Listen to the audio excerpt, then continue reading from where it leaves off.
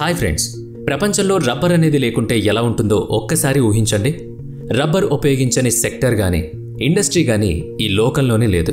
Stone ఏజ్లో చక్రాల తయారీ గొప్ప రెవల్యూషన్ తెచ్చి మానవ జీవితాలను మార్చింది. 18వ సెంచరీలో చక్రాలకి రబ్బర్ అమర్చడం వల్ల గ్రోత్ చాలా పెరిగింది. ఇండియాలోని టైర్ల కంపెనీలు దీన్ని స్పీడ్ పెంచడంలో కీలక పాత్ర పోషించాయి. ప్రపంచంలో ఉన్న 30 టాప్ టైర్ కంపెనీల్లో 5 ఇండియాకి చెందినవే. ఈ టైర్ బిజినెస్ని ఇండియాలో మొదలుపెట్టింది మద్రాస్ టైర్ ఫ్యాక్టరీ, అంటే MRF. ఒకప్పుడు బెలూన్లు తయారు చేసి అమ్ముకుంటున్న అతను సచిన్ టెండూల్కర్, విరాట్ బ్యాట్ల మీద తన కంపెనీ పేరు కనిపిస్తుందని గాని, మారుతి తయారు చేసిన మొట్టమొదటి కార్ మారుతి 800కి తన టైర్లు వాడతారని గాని ఊహించని కూడా ఉండరు. ట్రక్స్, బస్సులు, బైకులు, కార్లు ఇలాంటి చిన్న చిన్నవే కాకుండా ఫైటర్ జెట్స్ అయిన సుకోయ్ టైర్లు కూడా MRF తయారు చేస్తుంది. ఈరోజు ఈ వీడియోలో రబ్బర్ ఇండస్ట్రీ కోసం డీటెయిల్డ్గా టైర్ ప్రొడక్షన్లో ఇండియాని వరల్డ్ లీడర్ని చేసిన MRF కంపెనీ హిస్టరీ ఏంటో తెలుసుకుందాం.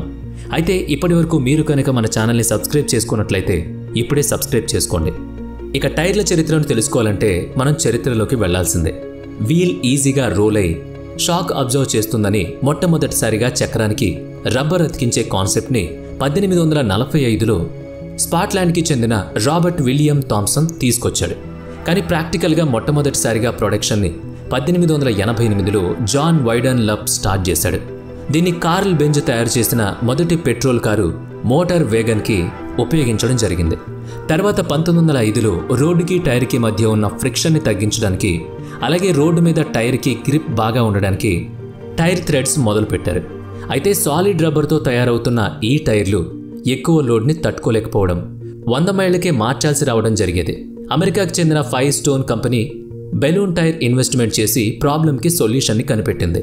సాలిడ్ రబ్బర్ టైర్లు ఇన్ఫ్లేటెడ్ ట్యూబ్ పెట్టడంతో టైర్ లైఫ్ పెరగడం, వెహికల్ హ్యాండిలింగ్, ఫ్యూయల్ ఎఫిషియన్సీ ముందు కన్నా చాలా బెటర్గా మారిపోయింది. తర్వాత 1940లో ట్యూబ్లెస్ టైర్, 1949లో రేడియో టైర్ మార్కెట్లోకి వచ్చాయి. కాలానుగుణంగా మెటీరియల్ క్వాలిటీ, ప్రొడక్షన్ పద్ధతుల్లో ఇంప్రూవ్మెంట్ జరుగుతూ వచ్చింది. MRF స్టోర్ గురించి తెలుసుకునే ముందు అసలు రబ్బర్ ఎలా వస్తుంది అన్నదాని గురించి తెలుసుకుందాం. రబ్బర్ 2 విధాలుగా తయారవుతుంది. మొదటిది సింథటిక్ రబ్బర్. ఇది పెట్రోలియంలో బై ప్రొడక్ట్ నుంచి తయారవుతుంది. ఇది చాలా చౌకగా, ఈజీగా దొరికేస్తుంది. రెండవ రబ్బర్ ప్లాంట్ నుంచి వచ్చిన లాటెక్స్ని ప్రాసెస్ చేసి న్యాచురల్గా తయారు చేస్తారు. 100 సంవత్సరాల క్రితం సౌత్ అమెరికాలోని బ్రెజిల్ 90% రబ్బర్ని సప్లై చేస్తూ ఉండేది. అయితే 1930లో రబ్బర్ బ్లైట్ అనే ఫంగస్ వ్యాధి బ్రెజిల్, సౌత్ అమెరికాలో ఉన్న మొత్తం రబ్బర్ ట్రీస్ని నాశనం చేసింది. రబ్బర్ బ్లైట్ చాలా ప్రమాదకరమైన ఫంగస్. లక్కీగా ఇది ఏషియాలో కాంటినెంట్ని టచ్ చేయలేదు. కాబట్టి ప్రపంచంలో 90% రబ్బర్ ఇక్కడి నుంచే ప్రొడ్యూస్ అవుతోంది. ఇందులో 70% contribution Thailand, Malaysia, Indonesia, India చేస్తున్నాయి. KM మమ్మన్ మిప్పిలై ఒక రిచ్ ఫ్యామిలీలో పుట్టాడు. వాళ్ళ తండ్రి గవర్నమెంట్కి అగెనెస్ట్గా పేపర్లో రాయడం వల్ల ఆయన పబ్లిషింగ్ హౌస్, బ్యాంక్, ఇతర ఆస్తులను ట్రావెంకోర్ సంస్థానం జప్తు చేసింది. దాంతో మొత్తం ఫ్యామిలీ రోడ్డు మీద పడింది. మమ్మన్ మప్పిలై ఎంతో కష్టంతో డిగ్రీ పూర్తి చేసి కొంచెం డబ్బులు పోగు చేసుకుని కుటుంబాన్ని పోషించడం కోసం 1946లో ఒక చిన్న షెడ్ తీసుకుని బెలూన్లు తయారు చేసి వాటితో పాటు బెలూన్లతో తయారు చేసిన బొమ్మలను కూడా అమ్ముకునేవాడు. ఇందుకోసం అతని భార్య కుంజమ్మ కూడా సహాయం చేసేవారు.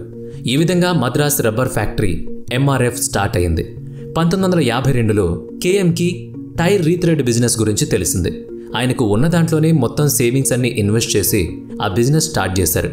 అప్పటి వరకు ఇండియాలో ఎవ్వరూ కూడా చేయనటువంటి, డైరెక్ట్గా ఫారెన్ కంపెనీతో పోటీ పడుతున్నటువంటి బిజినెస్ అతను చేయడం మొదలుపెట్టాడు. అయినా అక్కడితో ఆగిపోకుండా 1961లో అమెరికన్ కంపెనీ మెన్స్ఫీల్డ్తో టైఅప్ అయి కంప్లీట్ టైర్ల ప్రొడక్షన్ని స్టార్ట్ చేశారు. అదే సంవత్సరం MRF స్టాక్ ఎక్స్చేంజ్లో లిస్టింగ్ అయింది.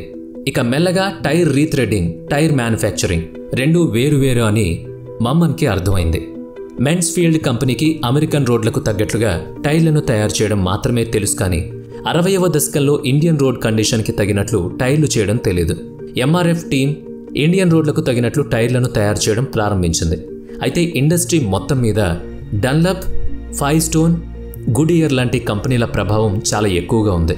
అయితే మమ్మన్ ఆ పరిస్థితులకు లోను కాకుండా అంతకంటే మంచిగా ప్రొడక్ట్స్ తయారు చేయడంలో దృష్టి పెట్టి మార్కెట్ని తన వైపు తిప్పుకున్నాడు.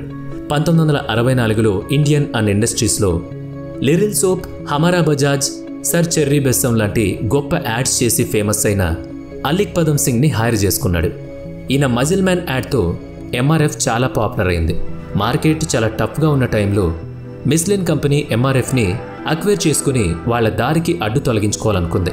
కానీ ఎంఆర్ఎఫ్ చాలా స్ట్రాంగ్గా ఉంది, క్వాలిటీ మెయింటైన్ చేస్తూ వచ్చింది. అన్నిటికంటే తక్కువ రేట్కే మార్కెట్లో నిలబడింది. కేరళలో రబ్బర్ ప్రొడక్షన్ ఎక్కువగా ఉంది. లేబర్ కాస్ట్ తక్కువగా ఉండడం వలన ఎంఆర్ఎఫ్ ప్రొడక్షన్ వేగంగా పెరిగింది. కానీ 60లలో మోటార్ కార్లే కాకుండా బైకులు, సైకిళ్ళు కూడా తక్కువగా ఉండడం వల్ల కొత్త మార్కెట్ అవసరమైంది. మెన్స్ఫీల్డ్ కంపెనీ తన పేరుతో ఎంఆర్ఎఫ్ టైర్లను వాళ్ల దేశంలో అమ్మడం ప్రారంభించింది. దాంతో ఎంఆర్ఎఫ్ టైర్లు ప్రపంచం అంతా ఎక్స్పోర్ట్ అవ్వడం మొదలుపెట్టాయి. ఒక సమయంలో టైర్ల బిజినెస్లో టాప్లో ఉన్న అమెరికాలో టైర్లు మన ఎంఆర్ఎఫ్ నుంచి వెళ్లినవి. 1978లో అమెరికా కంపెనీ బిఎఫ్ గూడ్ రీచ్తో టెక్నికల్ టైఅప్ చేసుకుంది. టైర్ రీటైడింగ్ బిజినెస్ ఇంప్రూవ్ చేయడానికి ఇటలీకి చెందిన మార్గో టిఆర్ఎస్ ఎంపీఎస్తో జాయింట్ వెంచర్ మొదలుపెట్టింది. ఎంఆర్ఎఫ్ 1973లో మొదటిసారి strong, durable and low cost nylon టైర్స్ని ఇన్వెంట్ చేసింది. 1988లో మారుతి సుజుకి అడ్వర్టైజ్మెంట్ ఎంఆర్ఎఫ్ టైర్లకు చాలా మంచి బ్రాండ్ని క్రియేట్ చేసింది. 90లలో ఇండియాలో బైక్స్ అండ్ కార్స్ మార్కెట్ పెరగడం వలన అప్పటికప్పుడు టైర్లకు విపరీతంగా డిమాండ్ పెరిగింది. అది ఎంఆర్ఎఫ్కి బాగా కలిసొచ్చింది. ఎంఆర్ఎఫ్ వేరే సెక్టర్లో కూడా విస్తరించిందనమాట. ట్రాఫిక్ని పెంచుకుంటూ షేర్ మార్కెట్లో తన షేర్ వాల్యూని కూడా పెంచుకుంటూ వెళ్ళింది. ఎంఆర్ఎఫ్ లిక్విడిటీని తగ్గించి లాయల్ కస్టమర్స్ని క్రియేట్ చేసుకుంది. షేర్ రేట్ స్ప్లిట్ కాకుండా ఎక్కువగా ఉంచుకున్న ఏకైక కంపెనీ ఎంఆర్ఎఫ్.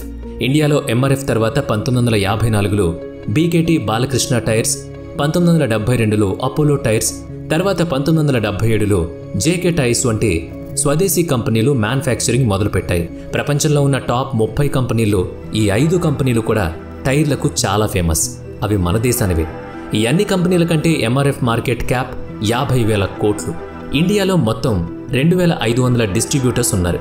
ఎంఆర్ఎఫ్ 75 కంట్రీస్కి పైగా తన ఎక్స్పోర్ట్స్ని చూసుకుంటుంది. ఇందులో సుమారుగా 19,000 మంది ఎంప్లాయీస్ ఉన్నారు. ఇది ఎంఆర్ఎఫ్ వెనుకున్న చరిత్ర. మరి ఇది మీకెలా అనిపించింది? కామెంట్ చేయండి.